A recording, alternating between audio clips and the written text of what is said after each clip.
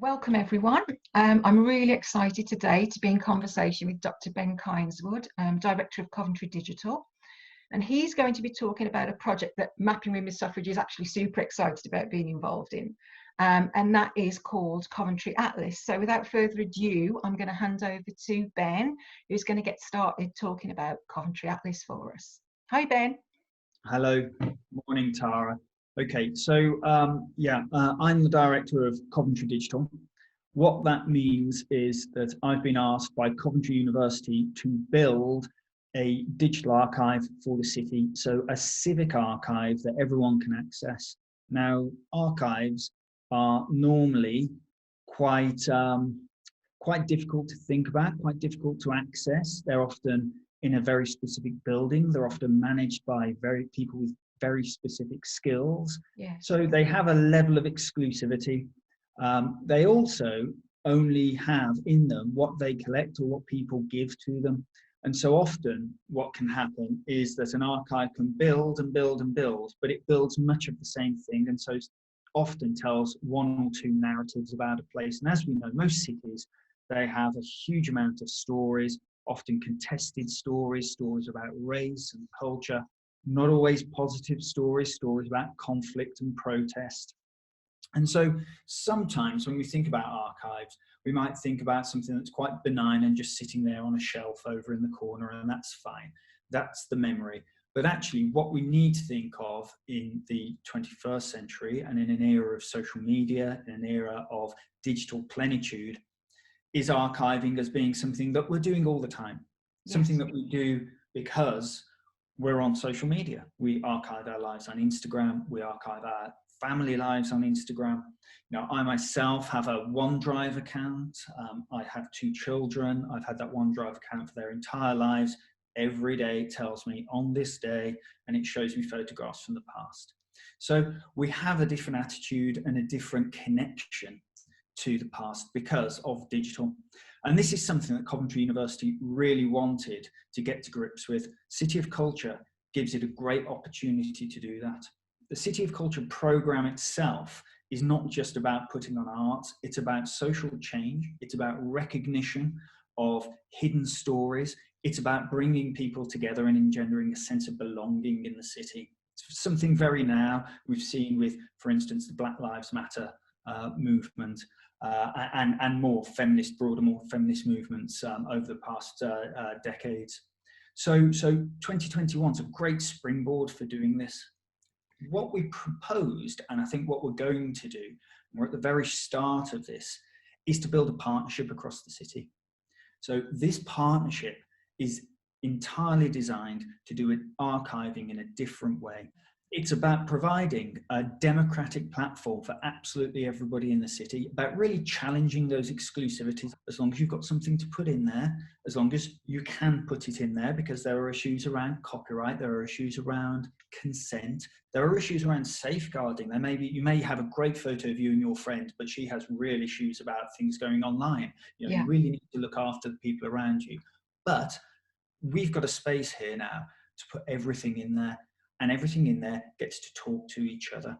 So it doesn't matter who you are, whether you're the Herbert Art Gallery or University of Warwick or Coventry University, Belgrade Theatre, the big institutions of the city, whether you're a community group in Falls Hill or Hillfields or Woburley, whether you're a business that's been running for a few years and you've just been taking a few photos about, who's working for you and what goes on, in your daily sort of work, or whether you're an artist or a family, it doesn't matter. We can give you the space to put your stuff up there and be part of a bigger civic archive.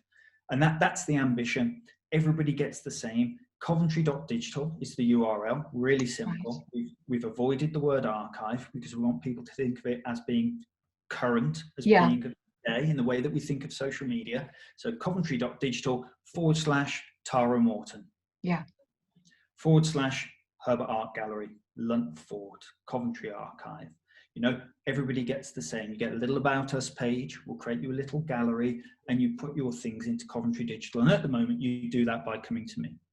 But we have ambitions to develop that so that people can have a a way of doing it at the front end in the way that we use Facebook or other social media. So participation's really at the heart of what you're trying to achieve with Coventry Atlas. It is. So what we're trying desperately to do is to get people to think that if we want to understand the city, if we want in 20 years' time for people to really get a sense of who we are now, then we have to start that work today.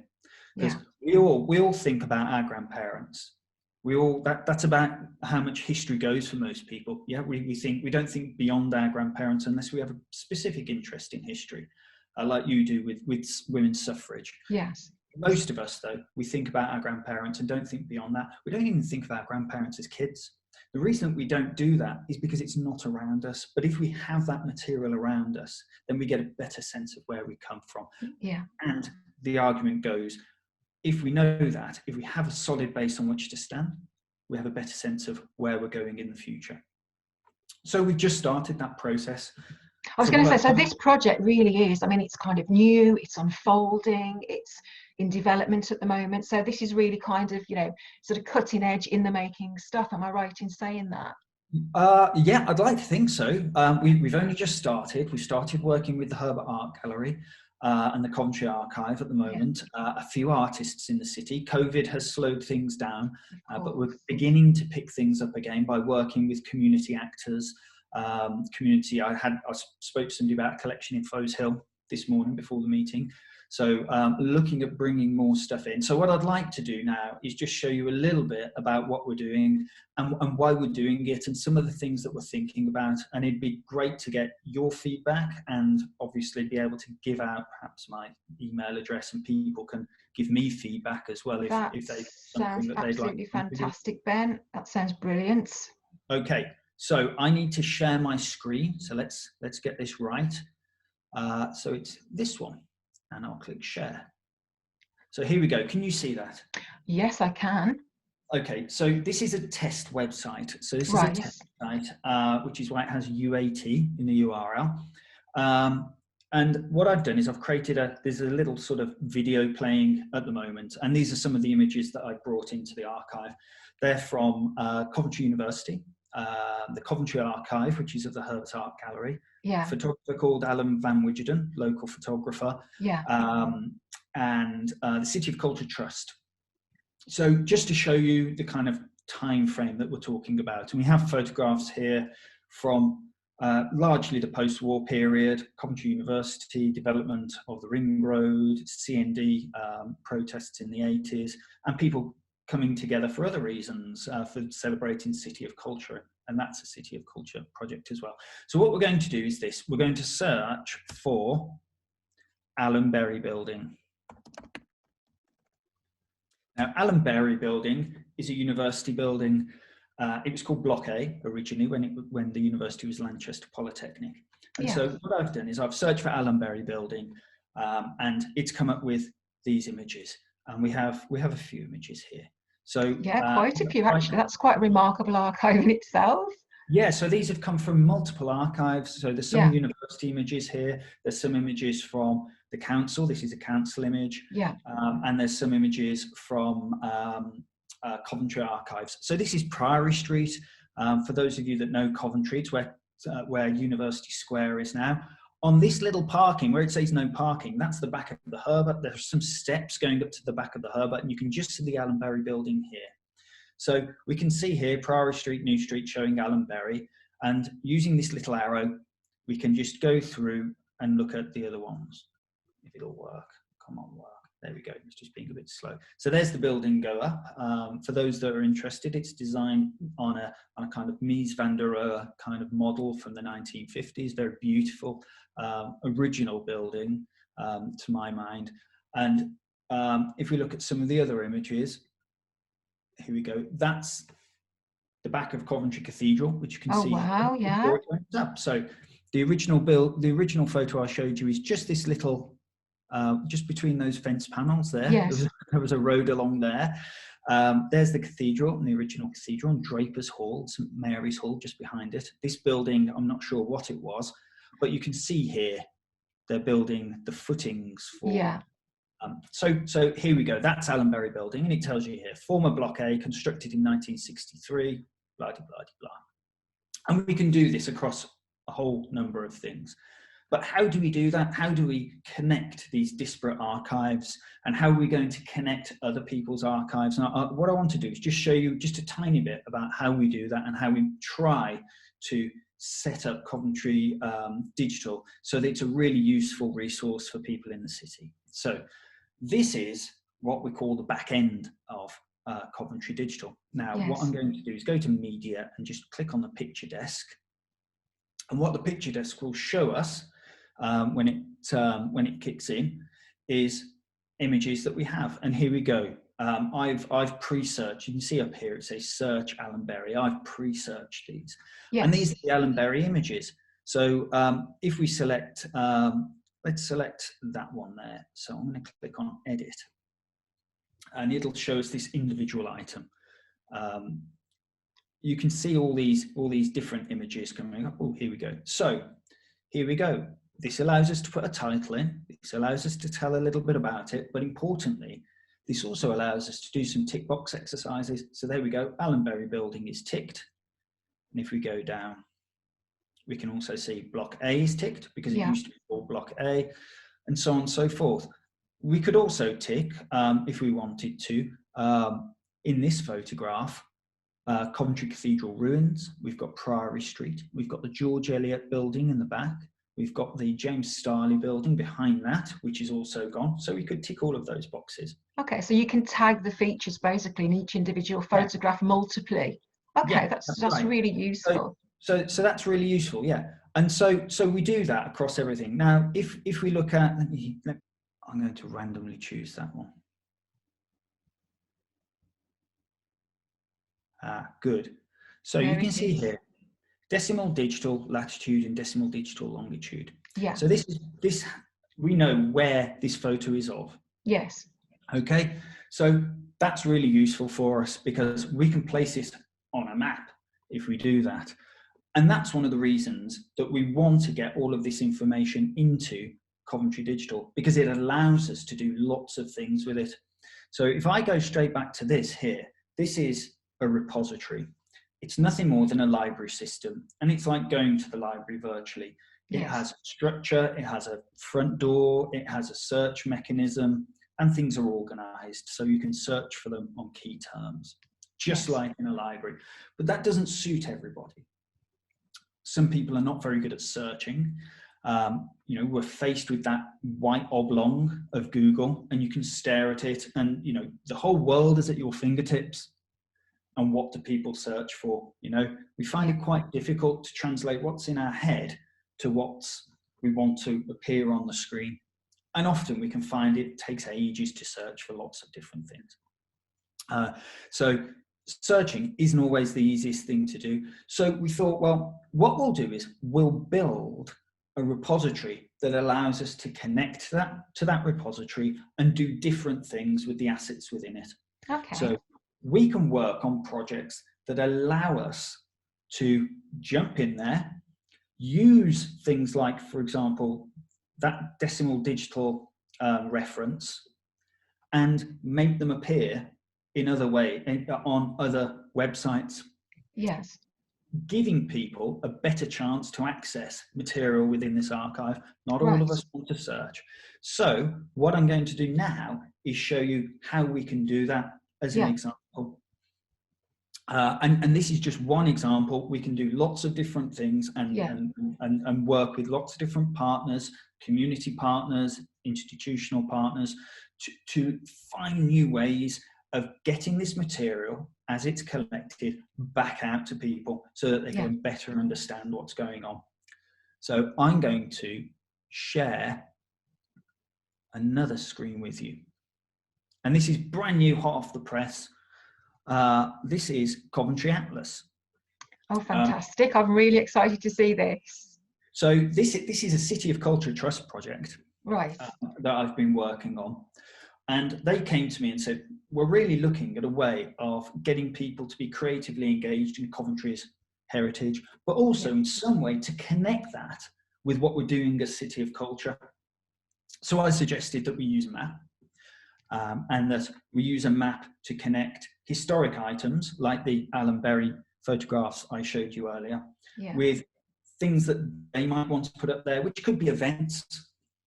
They could be, I don't know, things from shops, you know, to get people into shops, get people into cafes. It could be anything digital. Oh, I see. So Coventry Atlas is it's historical, but it's also current. It's layered. It's kind of. Oh, I see. Okay, brilliant. That sounds fantastic. So what we're going to do here is have a quick look. So pick on the top corner. This is the mobile version that I'm using. Yeah. There is a desktop version as well, but I'm going to use the mobile version. And here we go. That is Coventry. You can see a base map here. That's the Google map as a base map. And then we can zoom in. So I'm going to zoom in. And as we zoom in, you might see down here, let me just bring that up. These are the assets that it can see. And I'm going to keep zooming in. And we've got Priory Street there. And there's the Alan Berry building. And then if I bring this up, there are the photos that you saw in the repository that you saw in the back end appearing on this map. So we have, I'll click on this one, and there's Alan Berry building. That's just coming off the screen. Let's just broaden that so you can see it. How's that? That's better, isn't it? There's the Alan Berry building. We've got other ones here. So we've got another one. There's a student protest about Margaret Thatcher, 1982, Margaret Thatcher's proposed changes to educational funding. So people walking across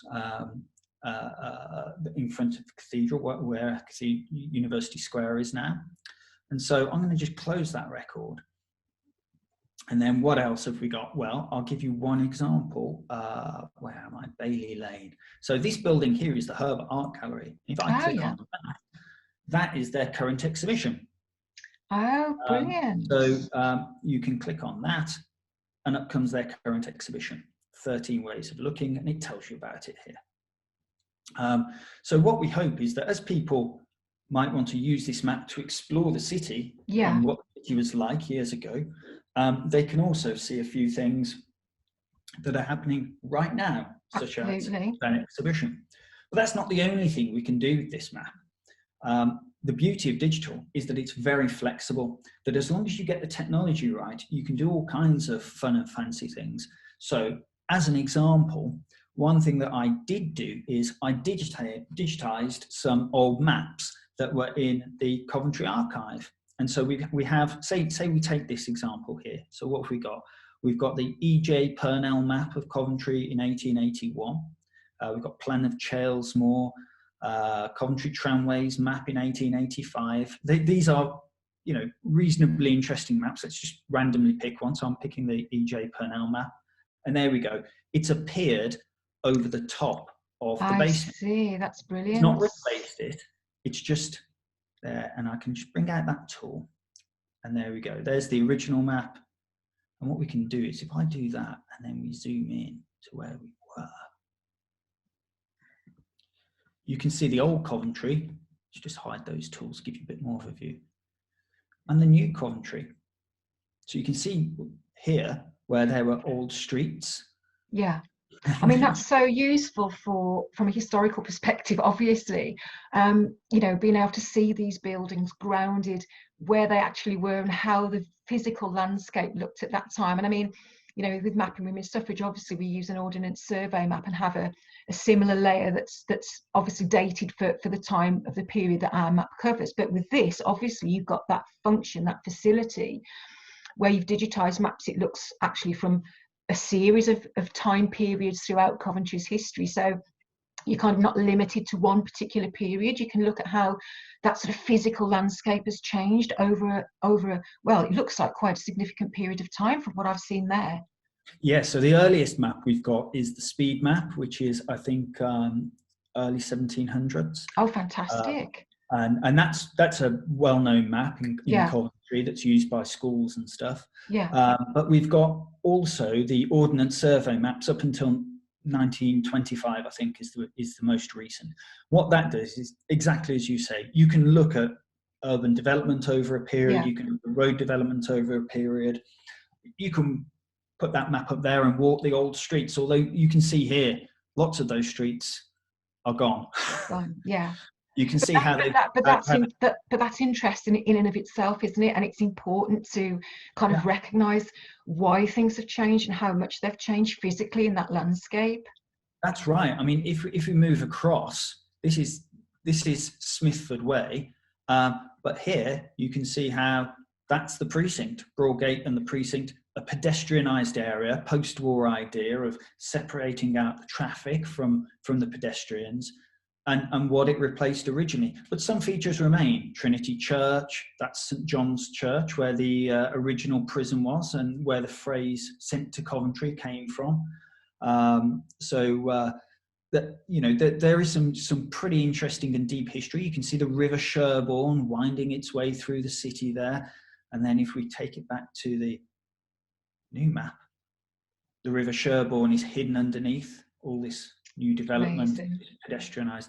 So we can do that. So we've added overlays, map overlays to the project. One thing that we're also looking at doing is adding in trails. And this is where we think we can help mapping women's suffrage. Yeah. So what we could effectively do is create an extra button up here, and it would join these dots and allow you to follow a trail along a specific theme determined by us. So that could be a mapping women's suffrage trail, that could be a Coventry modernist architecture trail, that could be a peace and reconciliation trail. It could be any theme that you wanted in any place in Coventry, as long as we could add in the objects into Coventry Digital and ascribe to them their decimal digital location and a little bit of information about them. And then we create that trail for people to follow, to really immerse themselves in the local history. Yeah, and of course, I mean, from mapping women's suffrage point of view, of course, we've got all that geocoding data anyway, to be able to build our map. So it's just a question of us being able to share that data with you. I mean, if I can just screen share briefly, I think what would be really interesting is just from an overview thing really is, this is obviously a screenshot, if you can see that, from mapping women's suffrage of Coventry. And I mean, actually, there's much more work to be done in this area, but I think that just gives us an overview, really, of just how many little dots we're talking about, that when we translate those and we can share those with Coventry Atlas and create some trails, I think it'd be really interesting to talk about what basis, for example, we could create those trails on. So, for instance, here you can see the red dots are the law-abiding, peaceful suffrage campaigners of the National Union of Women's Suffrage Societies, or locally the Coventry Women's Suffrage Society. And of course, the purple dots are the more sort of, for want of a better phrase, militant members of the WSPU, the suffragettes. So we can see, obviously, the peaceful campaigners are definitely winning out in our Coventry research at the moment. But nevertheless, we can maybe discuss with you, what criteria we might actually use to enable some of these local searches. Just thinking about another image it might be useful to look at. One of the things that we found particularly interesting about the Coventry research, and again, this is something I think that Coventry Atlas will be brilliant at showing, is the wide diversity of campaigners that we've got in Coventry. So assuming you can see the lovely Sarah Wanley here, she was a member of the Coventry Women's Suffrage Society. She was a working class woman. Her husband was a storekeeper sort of within a cement factory in Coventry. They took in lodgers to make ends meet. So we're talking about, a making ends meet kind of working class lady here. And, the fact that we can sort of include her on the map means that we can show the area that she was living in, for example. Even if that area doesn't exist now, we can see what it was before. And because you've got later maps, we can also see how that's changed. And then, for diversity's sake as well, we've also got, at the other end of the spectrum, ladies like Charlotte Iliffe, who lived in the suburbs of Coventry. And her husband was a local newspaper proprietor. He later became an MP for Tamworth, actually. and through his various and their various sort of initiatives as a couple, they actually ended up being Lord and Lady. So she became Lady Charlotte Iliffe and eventually actually Dowager Iliffe. So, one of the fascinating things I think about being able to be part of Coventry Atlas is that we can really bring home to people that kind of diversity that was in that within the suffrage campaign in Coventry, which I think is going to be really exciting. And I know we talked about sort of older maps, and there is one that I've got that we use as a layer on mapping women's suffrage, which I don't know if you can see that there, Ben. I mean, that's a really zoomed out view, but it's an old Ordnance survey map.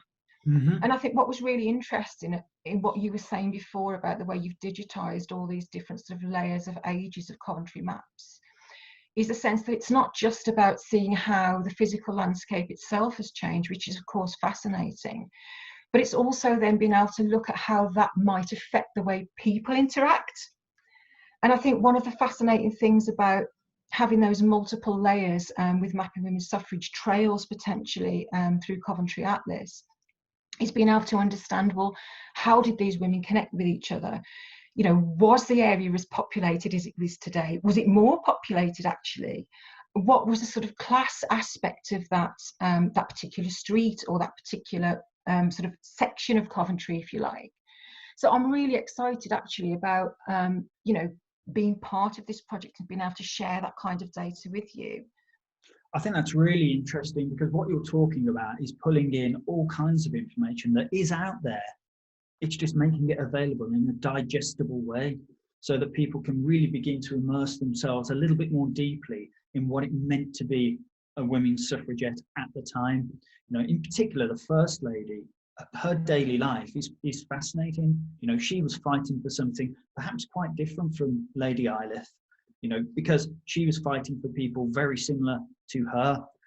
So my intention is to explore this model, to write it as a model. Hopefully other people will adopt something like that. I don't think I can claim exclusivity on collaboration and partnership working, but what I can do is say it's about breaking down those barriers to archiving. Barriers that have been created by the need for experts and the siloing of roles. I'm a cataloger, I'm a digitization expert, I'm a this, I'm a that. It's about taking those skills and getting them out there into communities, about bringing people in. It's about getting people in communities to value what they've got.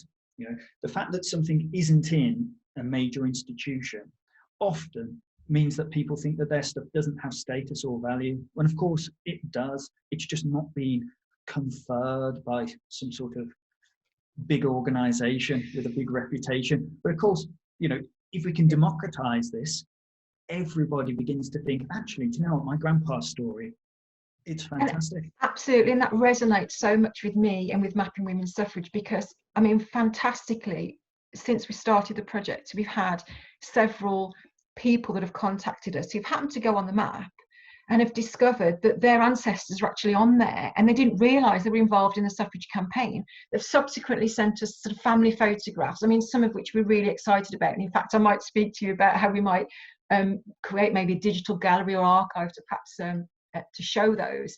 But that's one of the wonderful things that there are so many things, to use the phrase in sort of grandma's attic, that people think aren't valuable in terms of the wider world and the wider world of sharing, but actually they're incredibly valuable.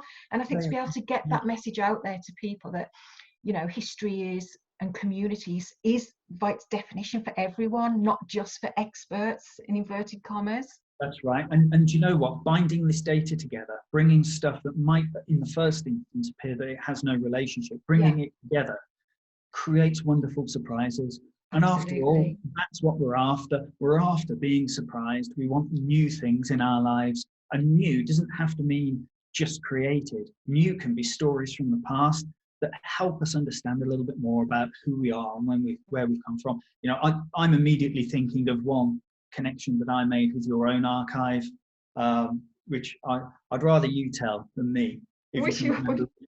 I'm thinking about Philip Larkin's house. Oh yes. Well, yeah, just for our viewers, I mean, what was a really interesting point, Ben and I have had a few discussions about, obviously, this potential of this mapping room with Suffrage Trail, which I'm really excited about. But one of the things that we did discover, and we've got to do a lot more sort of looking into this really, but I think I might be able to share the image of it actually, was this house called Penvaughan.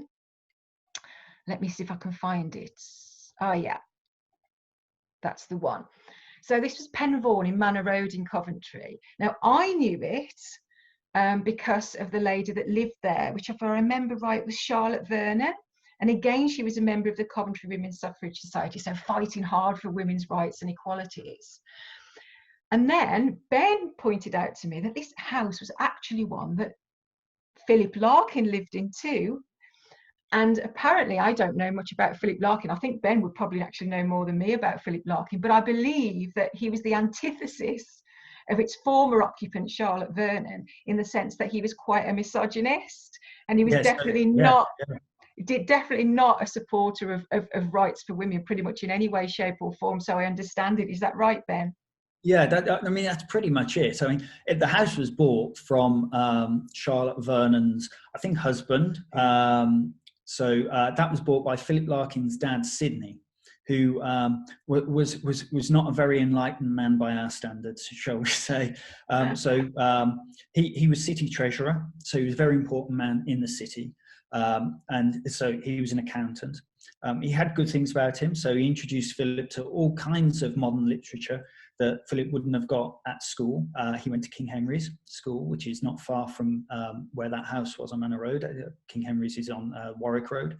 But this is the house that Philip Larkin grew up in, and a house that was bought by, a misogynist, I would say, a man who didn't see people as needing rights. They just needed to be managed, women especially. But to have that house bought from a suffragette is one of those lovely tastes that you get in history that you absolutely couldn't make up. I mean, I think I'm just imagining that Suffrage Trail now, where kind of we were sort of walking along, and you've got your mobile phone, you could even be physically out walking this trail, and you come to this one house, and there's just an immediate dichotomy there, isn't there, in those layers of history, that we've got this one house that within it has seen such diverse occupants with sort of diverse ideologies, and that it's there in one sort of physical building that we can sort of discuss and look at on Coventry Atlas. Those, again, coming back to that layers and how the community changes and the occupants change. Very much house history, of course, which is very much a sort of vibe at the moment. Looking at history through the different occupants of different houses over time. And I think that's just going to be a really interesting talking point, isn't it, for anyone who's out on our Suffrage Trail. Charlotte Vernon versus Philip Larkin. I think I know whose side I would have been on. but this is what the whole point of what we're trying to do. Absolutely. Create those different connections, create new partnerships between artists and businesses and academics and people in communities. Just because somebody's done a search and said, oh my God, this is the thing that's in my mind right now. Yeah. And someone's done something, I can respond to this. I have material, I have evidence, I have a resource, and then they can go to whoever they need to go to, give an artist at the Arts Council, and say, look at this fantastic material. It's time that we pick this up again, and here's my partnership in the local area for doing it. Very strong case. Very strong case. Well, Ben, I've got to say, it's been absolutely fascinating hearing about Coventry Atlas, and I'm super excited to get more involved as the project unfolds with Mapping Women's Suffrage. Did you want to give out some contact details for yourself before we sort of end our conversation today? Can do. My email address is benjamin.kyneswood, Kyneswood, @coventry.ac.uk. So if somebody wants to email me, I'm more than happy to respond. I get a lot of emails, so apologies if I don't come back to you instantly, because I am in collecting mode, and so on a daily basis, I get quite a few people emailing me. But yeah, this is what we do, and this is what I want to do, and I'm delighted to be an advocate for it. So anybody who wants to contact me, please do. That's brilliant. Thank you so much, Ben, and thank you everyone for joining us to watch this video today.